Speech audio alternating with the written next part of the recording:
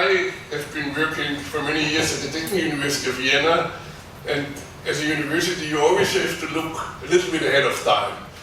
And I think the industrial transformation of the technology which we developed at the university into industrial products has been performed by DTTech in a just excellent way. We, personally, well, I am now already retired from the university, but I'm still doing some research, and I think one of the focus of my research is to look at the complexity of systems. And I'm very pleased that Andreas invited me to give a talk about this topic here.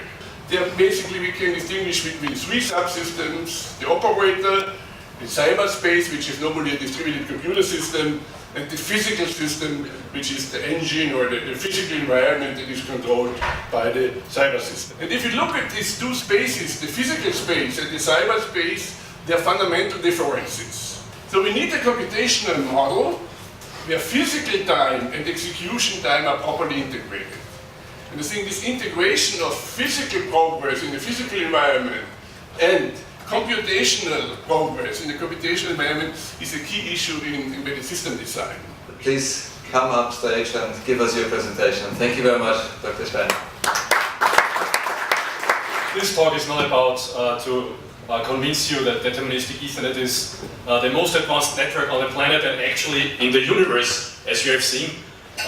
But it's more intended to give you a kind of a background on why deterministic Ethernet looks as it looks today. What we really want to achieve is the notion of mixed criticality on the node level, where you have hardware and software measures in place that guarantee you inference freedom or minimize the interference of the tasks from the different applications on each other. We want to extend this to the network. So it's key that we want to use one single physical network to host the applications in your system, all the applications in your system. We want to minimize the number of different buses that you use in your system. Just to give you an idea is that this was fully compatible to the IEEE standards. So when we talk about Ethernet, we typically refer to two things, to IEEE 802.3, which defines the physical layer and the MAC layers, and we talk about the IEEE 802.1, which defines functionality that's implemented in network switches, for example in Ethernet switches. People just at very high level, they say, okay, let's take the average, but we know average is average, but if we care about the phase of execution, and this is something that we do care in real-time system, it very, very depends in even this loop you are doing floating point or integer or vector operation, and it very, very depends on the activity, so you cannot understand the power without understanding the software. And this is something that we see all over again, that doing good power management or understanding the power of the system, you need to do software hardware co-design. You cannot do a good power management just by looking on the hardware or on the software alone. You must understand both sides. This is a picture from Poland, from KGHM, the third largest copper producer on the globe. They are using conveyors to actually transport goods. They actually have 120 kilometers of these conveyors. For every meter, there is 3 of these idlers. In every idler, there are 2 bearings, which are responsible for that idler to actually revolve. If we summarize that, we come to something like 720,000 bearings, which we actually want to monitor. And that's just one company. You have an ECU for driver assistance, and then you could run script-based test specifications where you emulate the displays and the inputs and the screen model. The whole thing is kind of a virtual prototype simulator in a computer. Now if you look at the development phases, this is from Hitachi, and we're also thinking in this direction. You start with a pure model-based approach where you have abstract models. Fast platforms are available, and since they are in the computer, of course, debugging is much easier. I have a slide that shows this. So that means you can validate your hardware-software integration 1 year before the availability of the real hardware. And this is basically how, if you look at the whole development cycle, a hardware spec, and you have the block design, board design. We have Neon processors, we also have an ARM processor within the EMC squared. And then we have all, let's say, hardware components you need to make a typical computer system using a typical MBA AHB bus.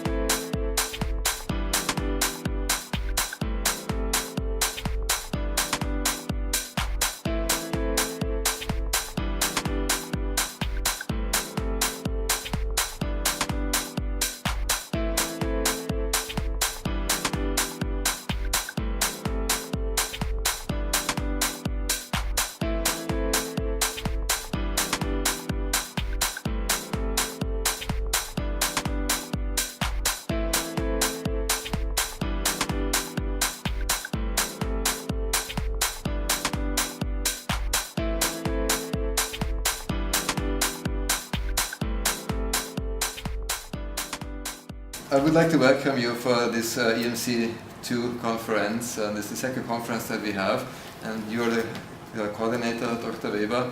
And I would like to ask you if you could explain us very shortly what is the essence of the EMC2 project, what is the content of it. Could you summarize that in a few words? The situation is this. We have advanced in semiconductor technology very quickly. The applications are done too quickly, mostly in consumer applications. Consumer applications are happy with sort of functioning, like 95% functioning, they are happy. If there is a failure, you switch off the device, switch it on again, it will work then. In professional applications and in applications with real-time requirements, such an approach is not possible. So both in applications of mobility like cars, airplanes, space application, but also in applications with large numbers or large amounts of data, like you have in manufacturing, in large data centers, you need a much higher level of reliability. And EMC2 wants to close that gap. So this is the main purpose of it. And mixed criticality, dynamic reconfiguration on the software and on the hardware level, and hardware complexity in terms of multi-cores is the essence of this project. Oh, that sounds really very, very interesting. I've been just told that this is a huge number of partners here. Can you give us some of the key figures of the project so we get an impression? In fact, it is the largest Artemis project ever. It has exactly 100 partners. It has a budget of 80 million, so it is really large. And we believe that essentially the entire European industry and the key players in the academic area are in the project and exchange with one another, which is exactly what we want. That's really amazing. How do you really deal with all these complex challenges in handling such a huge thing? Could you elaborate on this a little bit? Yes. In fact, I'm not doing all the work. A lot of responsibility is delegated towards the work package leaders, and the work package leaders, of course, have to delegate it down to the partner level. And I think we have a relatively clear cut between the different levels of responsibility, and so even such a large project can be handled. Of course, it requires a lot of dedication from my side, from the side of the project assistant Alfred. But I'm very confident now, after 1.5 years, that we can deal with this complexity. I think it can be done.